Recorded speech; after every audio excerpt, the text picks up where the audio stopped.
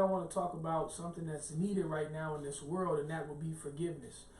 And the greatest example that we can use is Jesus. We know he died so we can have forgiveness of sins, but I think looking at another example that he set, especially in these times, is very profound. So I'm going to be in the book of John chapter 13. And there's a few scriptures I have to read, but just bear with me. It says, now before the feast of the Passover, when Jesus knew that his hour was come, that he should depart out of this world unto the Father, having loved his own which were in the world, he loved them unto the end. And supper being ended, the devil, having now put into the heart of Judas Iscariot, Simon's son, to betray him, Jesus, knowing that the Father had given all things into his hands, and that he was come from God, and went to God, he riseth from supper, and laid aside his garments, and took a towel, and girded himself. After that he poureth water into a basin, and began to wash the disciples' feet, and to wipe them with the towel, wherewith he was girded. Then cometh he to Simon Peter, and Peter say to him, Lord, dost thou wash my feet? Jesus answered and said unto him, what I do thou knowest not now, but thou shalt know hereafter. Peter saith unto him, thou shalt never wash my feet. Jesus answered him, if I wash thee not, thou hast no part with me. Simon Peter saith unto him, Lord, not my feet, but also my hands and my head. Jesus saith to him, he that is washed needeth not to save his feet, but is clean every whit. And ye are clean, but not all are clean.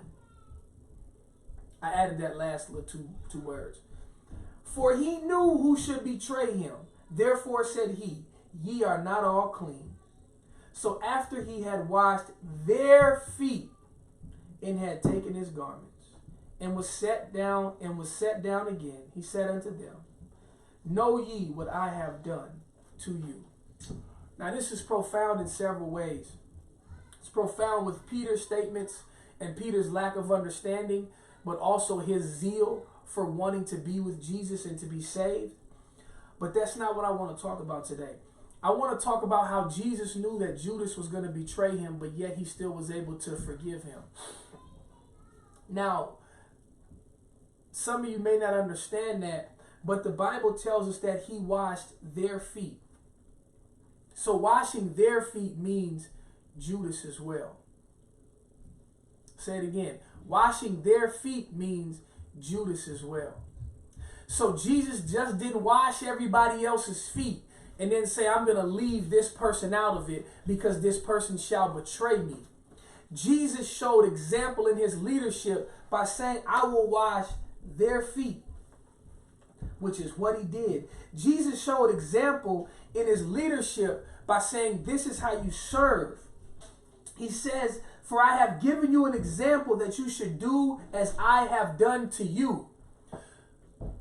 As I have done to you. If I can wash your feet, even though you call me master, what more can you do for each other? If I can wash Judas's feet, who's Satan, I won't read the rest of 13, but Satan is about to enter the heart, enter into Judas, into him, so he can betray Jesus. And Jesus knows this. But if I can still wash his feet, if I've known the whole time that I chose Judas to follow me, the whole time he's been with me, I knew he would betray me.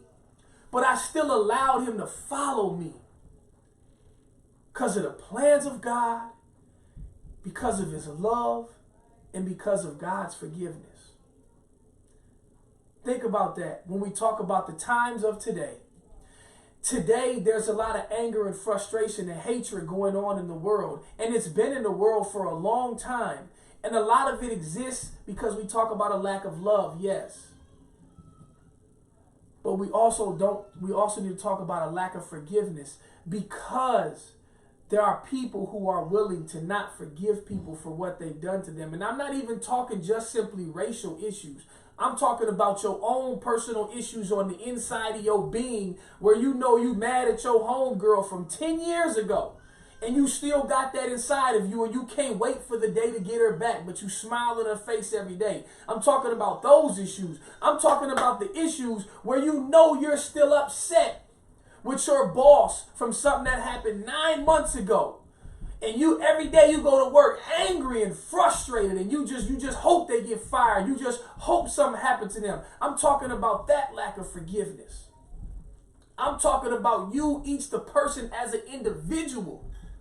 The lack of forgiveness that we have for each other leads to the chaos that we see every day. And every day before Memorial Day with George Floyd, every day before that, the lack of forgiveness that we have towards each other as people, the lack of forgiveness that the church has, the lack of consideration that the church has in its people for the people who are hurting.